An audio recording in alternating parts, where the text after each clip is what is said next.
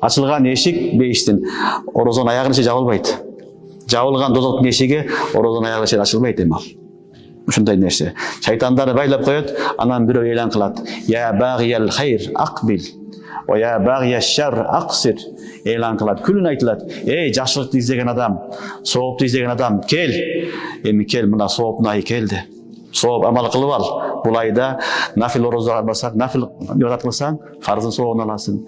Бир ибадат кылсаң, ондон 70, 70тен 700 эсе көп бере турган ай келди. Сен эми жакшылыкка шашыл, тообага шашыл, истигфарга шашыл, өзүңдү оңдо, ахиретке даярдык кыл деп күнүнө бир мунади юнади.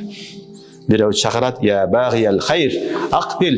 Эй, жакшылыкты издеген адам, кел эми, сенин айың келди. Эми ушул жок дегенде бир айды Аллага бер, өзүңдүн ахиретиңе иште деп элан кылат. Экинчиси, я багияш шар аксир. Эй, жамандыкты издеген адам, ар дайым жамандык менен жүргөн, ар дайым дүйнөнө эришип ахиретти унуткан адам, эми кел дагы сен дагы. Келип эми күнөөңдү токтот.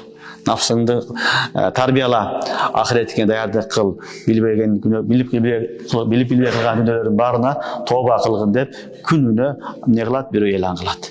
Демек төртүнчү неамат Аллах субханала таала бенделерине өзгөчө жакшы көргөн үчүн бул айда не кылган? Шайтандарды байлап койгон. Шайтандар зынжырда турат, шенде турат, алар чыга албайт. Ошон үчүн биз өзүбүздү оңдогонго өтө жакшы шанс бар. Өтө жакшы мүмкүнчүлүк бар. Нафсты кусак менен ачып туруп, кусакты ачырып тарбияласак, иншалла, эмне болду? Кудай кааласа биз нафстын, шайтандын кулу болбостон, Аллахтын кулу болобуз.